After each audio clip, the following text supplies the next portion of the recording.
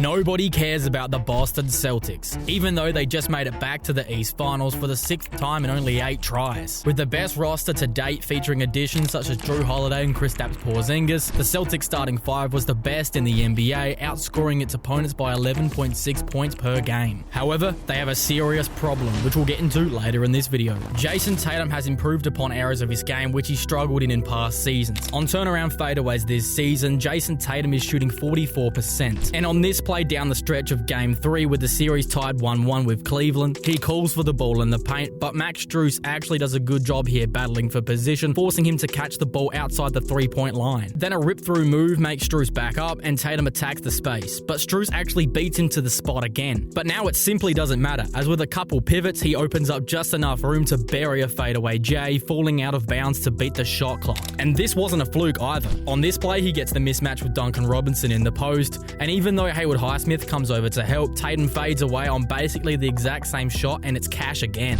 With this kind of shot making now in his bag, defenses have to play him more honest. But his mid-range jump shooting makes him even more lethal. Before Tatum added the mid-range to his game, once Tatum stepped into the mid-range, you knew he was driving the ball, so the defenders would back off to beat him to the spot and make it a really hard finish. But on this play, he blows by Marcus Morris Sr., and Evan Mobley is backing off. And instead of attacking him, Tatum takes the wide open mid-range shot and he knocks it down. With Tatum now being a 3-level scorer, he just got that much harder to guard. Here he gets matched up with Tristan Thompson, and even though Thompson is much taller, he's guarding low, expecting Tatum to drive to the basket. So Tatum just rises up and hits a virtually uncontested shot. In the 2022 postseason, Jayson Tatum made a statement to the NBA. The Brooklyn Nets were the opponent in the first round, and analysts were predicting a 7-game series. But the Celtics swept them, while Tatum was a standout for Boston. He not only locked up KD, but he also averaged 29 points on 45% shooting. He then followed that up by leading the Celtics out of a 3-2 hole against the reigning champs, dropping 46 points in Game 6 on the road, stealing the momentum, which led to a Game 7 blowout. And then against the 1-seeded Heat in the conference finals, the Celtics would win Game 7. And even though Tatum's numbers were down in the Heat series, only putting up 25 points a game, things had never looked better for Tatum until the finals. Tatum infamously shrunk from the spotlight, averaging 21 points a game on only 36% shooting from the floor, while worst of all, he turned the ball over 4 times a game.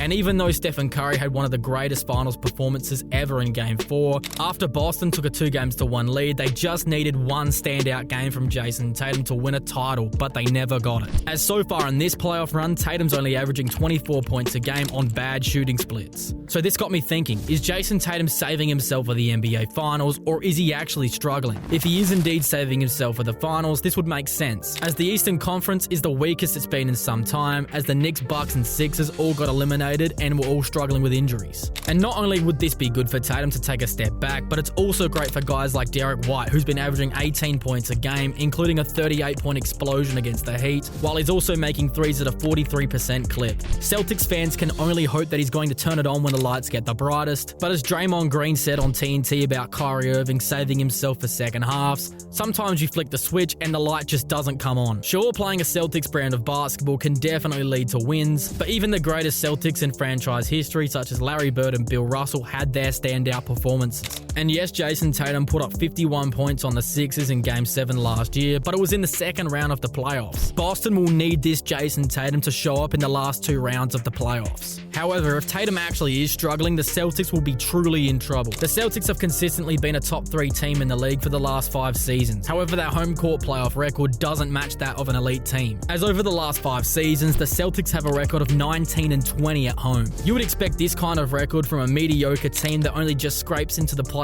every year. The Celtics virtually make each postseason run harder for themselves by not defending home court. And sure, you can get away with this against teams like Miami without Jimmy Butler and the Cavs without Jared Allen or Donovan Mitchell for some games, but against the Pacers in the conference finals, and especially against the Mavericks or the Timberwolves in the NBA finals, they won't be able to get away with this any longer. Their latest home playoff loss was the worst one to date, as they allowed Cleveland to tie the series with a 24-point beatdown in Game 2. With the immense talent from teams out west, it is imperative that you do not give up your home court advantage. And what makes this even more troublesome for Boston is that they have the best record in the NBA, so they're going to have a lot of home games moving forward. So if your record is below 500 at home, that forces you to have to win on the road, and in an atmosphere like Minnesota or Dallas, good luck. But not only are these losses attributed to not playing well, but it's also because Boston often play down to their opponents. Even in the first round series against the Miami Heat, who were incredibly undermanned, they were still able to win a game in Boston. Due to the Celtics' play style, which involves taking over 40 three-pointers a game and making a lot of tough shots, they allow virtually anybody to beat them on any given night. Because Boston don't put a lot of pressure on the rim, defenses don't have to exert as much energy when guarding this team. There's something about that team that disturbs me, though.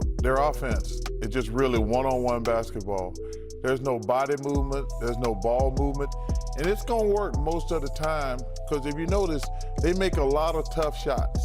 If they would work on their offense and move the ball and move bodies, they would be really tough to beat. Like Chuck said, Boston continued to play too much isolation ball, which hurts this team. For Boston, that's second in isolation possessions taken each game, only behind the Clippers taking 13 possessions of isolation each game. Even though the Celtics shoot 40% from the field on isolations, this number doesn't take into consideration how it hurts their offensive flow. The Celtics are undoubtedly the most dangerous when the ball is zipping around the perimeter and finding the open shooter. However, when they slow it down and go for isolation looks, the offense gets out of its rhythm and then suffers as a result. However, perhaps more concerning is their struggles in the clutch. And nobody has struggled more than Jayson Tatum. Over the last 3 seasons in the clutch, Jayson Tatum's only making 36% from the field and 23% from beyond the arc. With your best player clearly not being comfortable in the clutch, and with limited alternative options, close games have not been kind to the Celtics. But against the Pacers in the conference finals, they won't be under nearly as much pressure as the previous series. For me, the Pacers are like the Atlanta Hawks in 2021, as they're on a Cinderella run, beating the heavily injured Bucks and Knicks. The Pacers' defense is horrendous, ranking 27th worst in the league, only being better than teams like San Antonio. But it's the offense that keeps them in games, as they play a fast-paced, frenetic style, which requires a full defensive effort to slow them down. In the head-to-head matchups in the regular season, Boston won 3 out of the 5 games. But infamously, during the in-season tournament, the Pacers shocked the NBA when Halliburton had a 26-point triple-double, scoring 16 of his 26 in the second half to lead the Pacers to a 10-point win at home. However, this win came before the trade, which saw the Pacers add the champion Pascal Siakam. With Siakam in the fold, the Celtics and Pacers only faced off one time in Boston, but led by a combined 72 points from Tatum, Brown and Porzingis, the Celtics outlasted Indiana to win 124-129. But the Celtics are expected to miss Kristaps Porzingis for the entirety of the Eastern Conference Finals. As against the Pacers this season, Jayson Tatum is averaging 32 points, 11 rebounds and 6 assists on 58% shooting, while Jaylen Brown put up 28, 7 and 2 on 60% shooting. As with the Jays averaging much better numbers against the Pacers' poor defense, I believe that the experience and overall talent of the Celtics will be too good for Indiana, as Boston will win in 5 to 6 games.